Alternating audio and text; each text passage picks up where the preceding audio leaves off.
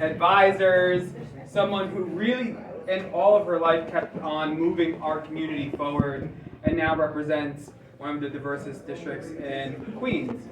Join me in welcoming Assemblywoman Catalina Cruz. I feel like I'm surrounded by family. Before I actually start whatever I'm going to say, can the folks who are staff of the NYC just stand up? Can we give them a round of applause? NYC and NYC, actually, I gotta be proper, all that good stuff. But without them, none of us would be here. You guys who are pushing every single day for us to do the right thing, not you though. For us to do the right thing. This is how you joke with family. Like, they're like the family that I've had for, God, 10, 15 years. Murad and I actually became really, really good friends. We were colleagues, but actual friends on the day that he called me. Actually, he knew that the Muslim ban was going to happen 2 days before it actually happened. And when he called me, we began working through how the state was going to respond. And that's what the NYC is. It is a wealth of community support. That is why the action, the PAC, is why we need you. So that folks like us can be in office. So that we can have the tools that we need to change the world. It is an unfortunate fact that we live in a country where people that look like us are yet to be respected. People that look like us had to fight, and this is for all of you guys who just got elected, had to fight for every single fucking vote. Every single vote. You earned it. And it is with groups like the NYC Action that we get there.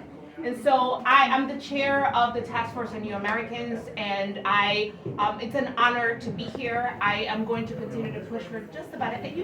You ask me for just the most random things, and I will always say yes. Because I know that anything that Murad or his team asks for, it is for the betterment of our community.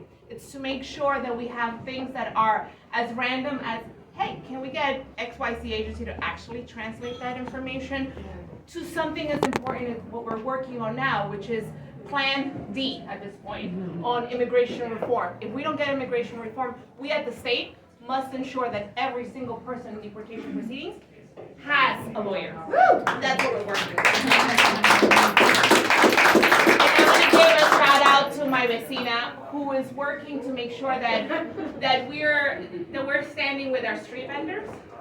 We were at a fantastic briefing today, and I want to make sure, and I'm saying this here because the work that Jessica Gonzalez Rojas is doing to stand with our street vendors, the majority of which are immigrants, is something we're going to need the new folks to give us a hand at, and the Action PAC to give us a hand at. So I'm going to leave it at that, and just encourage you to donate a lot more, because those flyers ain't cheap, those mailers ain't cheap.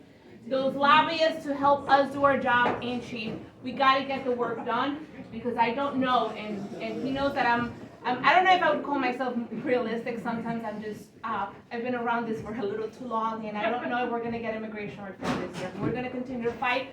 We're going to go down with that ship. That's right. But if we can't get it, we need you. And we need you to make sure that we can be in every single case, in every single deportation proceeding, fighting back. All right? Thank you.